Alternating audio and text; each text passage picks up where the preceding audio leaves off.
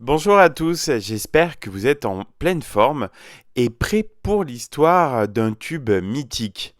Ça devrait vous faire plaisir, enfin je le souhaite, mais j'ai choisi aujourd'hui le morceau Knockin' on Heaven's Door de Guns N' Roses. Je suis sûr que l'évocation de ce titre vous rappelle de bons souvenirs. C'est le drame de Bob Dylan face au grand public. Il a écrit les plus grandes chansons du monde, mais elles ne sont généralement reconnues que quand elles sont chantées par d'autres. Pour ceux qui en doutent encore, Bob Dylan est celui qui a donné un cerveau au rock. Ce n'est pas moi qui le dis, mais Bruce Springsteen, son plus grand fan.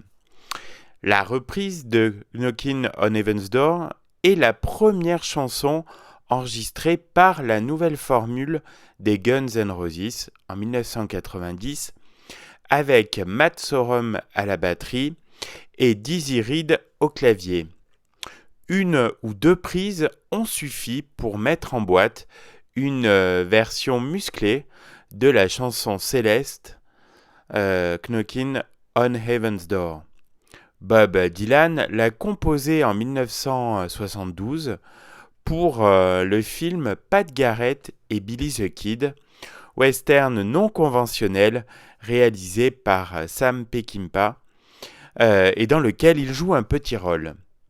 Le songwriter décrit les derniers instants du héros en train de passer l'arme à gauche. Son étoile de shérif ne lui servira plus à rien pour franchir les portes du paradis. Perdu au milieu d'une production foisonnante d'une trentaine de titres, la version explosive des Guns N' Roses parvient à se faire une place au soleil pour une nouvelle génération biberonnée au son hard rock de la bande d'Axl Rose. Tandis que les deux disques Use Your Illusion 1 et Use Your Illusion 2, sortis le même jour, le 17 septembre 1991, se vendaient à 500 000 exemplaires la première journée, pour finir à 35 millions d'exemplaires combinés à travers le monde, grâce au tube Don't Cry, November Rain et bien sûr Knockin' on Heaven's Door.